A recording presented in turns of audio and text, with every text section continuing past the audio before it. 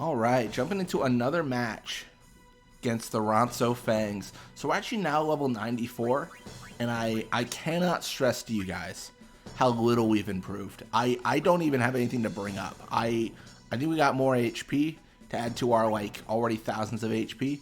Really what we got to hope for is good techniques, which is we see tackle slip 2, nap shot 3, tackle slip 2, spear shot, all that stuff. So these are really good techniques. And base anti-nap. Okay. Well, it's been a few a couple weeks since I played Blitzball. Well, let's see what we can do. So, I think I remember how to play this game. I should probably just start remembering after like 3,000 games. I would be curious to find like a lifetime counter of like Blitzball games played. I mean, I know from YouTube, but like, you know, what about the videos? Or what about the games not on video? But we're going to push up, we're going to get mid, and then we're going to pass it to Ram. Really, my goal here is I want Bixen to get forward, utilize tackle slip 2, and go for a nap shot 3 to get a goal. And then worst case scenario, if he doesn't get a goal, then what I'd like him to do is to sleep Zamzi Ronso. There's a 50% chance he can do it, 50% chance he cannot. We are just playing the odds. So Ronso will tackle. We got like an 80% chance of avoiding it. RNG is so far on our side. Oops, that's not good.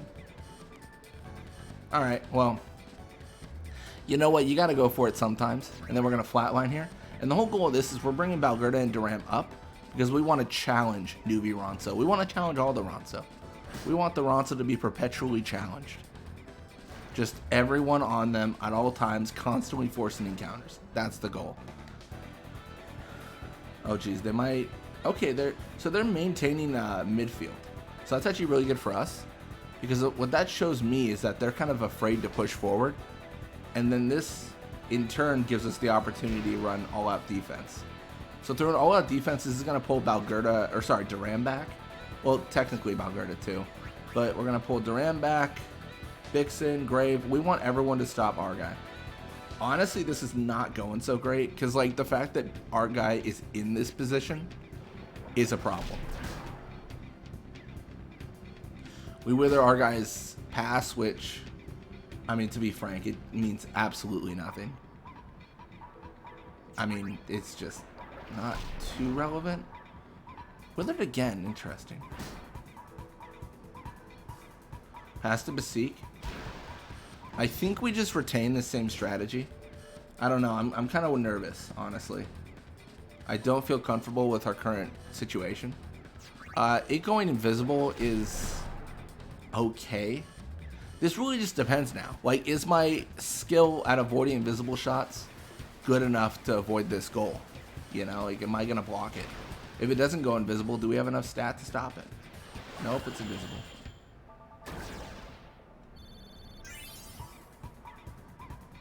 Oh, man.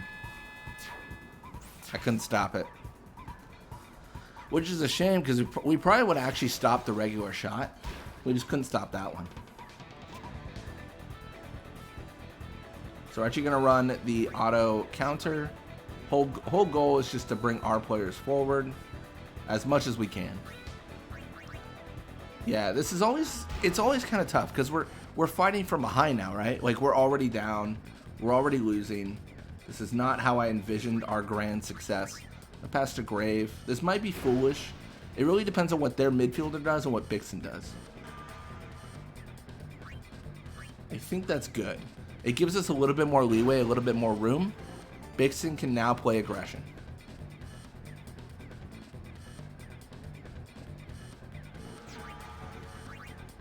I don't know. Maybe I'm a fool for going for these nap shots. Potentially.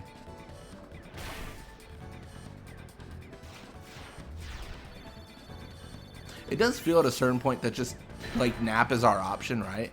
Because so often we find ourselves against insurmountable catch. Like, you guys, oh, shoot. That was bad. Flatline. I mean, did you guys see the catch there? That was, like, 77 catch. Our best of players would have a heck of a time stopping that. That would be very difficult. So the fact that they can just casually pull out 77 catch and just be fine really puts us in a pickle, so to speak.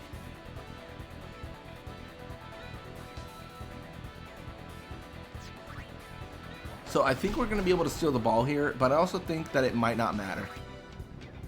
I mean, we do an insane move there way too late. So we're going to run counter.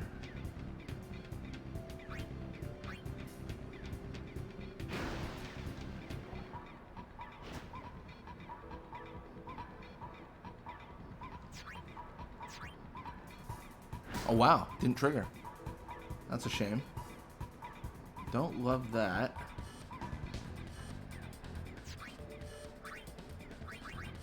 So this is technically enough time to score.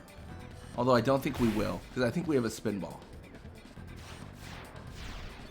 Nope, super goalie triggered. It was kind of like just, we're trying to ride in that line, right? Like, at what point can we not score due to timeout? So we're down a point. This isn't great.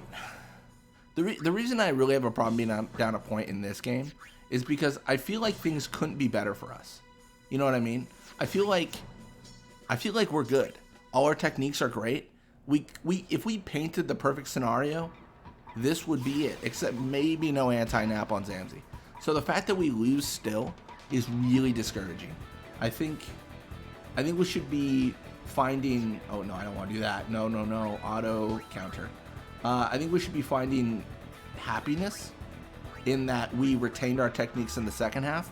The reason that's really good is because in any overtime situation now, we're not going to lose our techniques, right? We're not gonna like lose nap shot 3 or tackle slip 2. Like, it's all going to stay on us if we get into overtime, and it'll stay on us forever, barring any sort of like tackle slip shenanigans, disorientation into forgetting techniques. That's the only time we forget the techniques or lose them.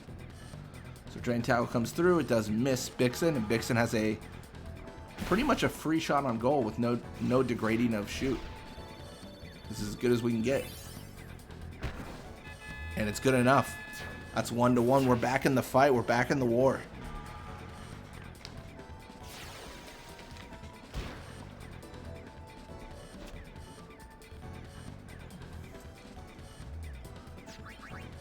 So we're going to run flatline there.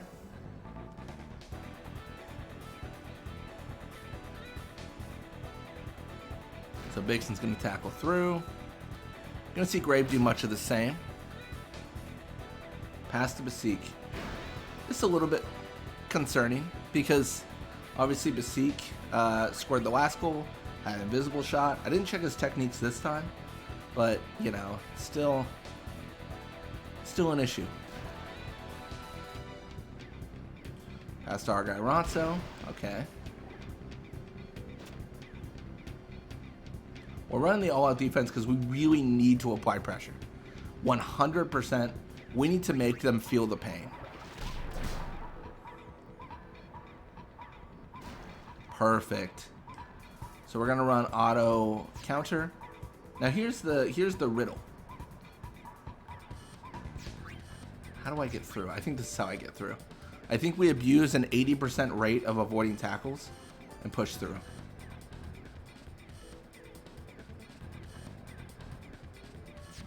Gazana, don't touch me. Stay away from the summoner. Alright, cool. Let's do it. Oh! The block and the anti-nap. Oh, we're going to get a shot from a boost. Nameplate's still Bixen, but that's just not going to mean anything. So volley shots can 100% like make goals, especially if we had like napped Zamzi there. That would have been insane. That would have been a nap into a volley shot into a goal. That would have been gold, right? That would have been beautiful, beautiful gameplay. But that didn't happen. And generally, volley shots really good against players that are good, or with players that are good. But our forwards just don't have the shoot to muscle through, right? Like, that's just not our play style. We don't have the stats to back ourselves up. I ran the flatline to apply pressure, but I'm getting punished for it. And I have our guy Ronso down here with pretty much not a care in the world. And this is an issue. Good catch, but it's definitely not going to be enough. I mean, honestly, at this point, the only thing I can hope for is better stats, but I'm concerned for the future. I don't know. We might have peaked. Like, beyond level 100, who's to say? Who's to say what we get? Oh, they're running a flat line. They are dumb. Okay, so I'm going to pass back to Duram, and they're going to give me a free shot on goal. So it's very kind of them to do that, but, you know, they're a kind team. Yeah, they're really stupid. I don't know what this is, but it's bad. Basically, Bixen's not going to get any form of encounter because they're too slow, and they thought, for some reason, some indiscernible reason. Oh, shoot. They got Brawler on that player. Okay, doesn't matter, but still, that was scary. But yeah, the flatline is a really bad move. It gave me an opening that they didn't have to give me. Your move, Beseek Ronso. You want to score on me, I'll score on you. I guess Beseek and our guy scored. Basar guy. Argseek. I don't know, I'm trying to think of their couple name. Alright, we're going to flatline here. Not much to be done here. This game's in overtime. This game's going into overtime. There's just nothing to be done about it. The fact that Valgerda doesn't have a tackle is not good, to say the least. That's really, really bad. But we'll make do.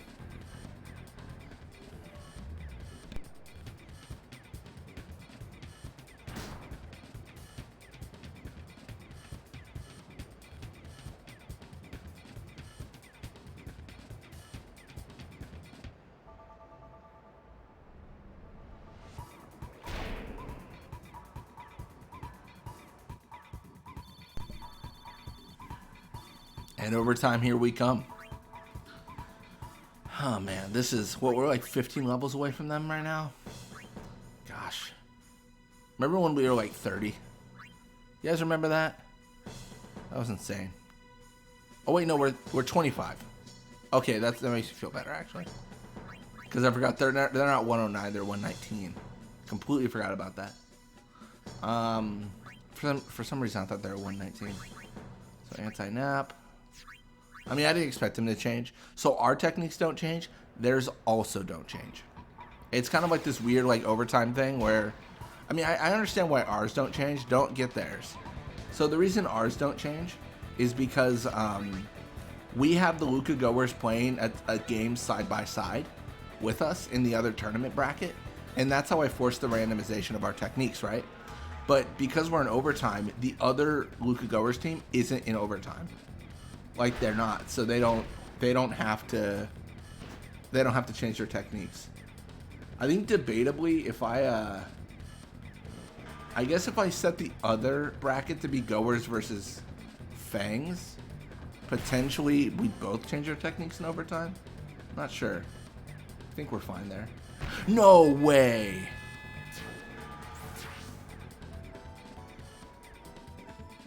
I'm so sad. I can't believe it. The Ronso Fangs has pushed us to level 95. Oh my. I am not happy. Okay. Alright, well hey, we're level 95. Maybe we'll get something increased. That never happens, but maybe. Alright, well thank you guys so much for watching. I hope you enjoyed it. And when you come back, we're going to be playing more Blitzball. Till next time.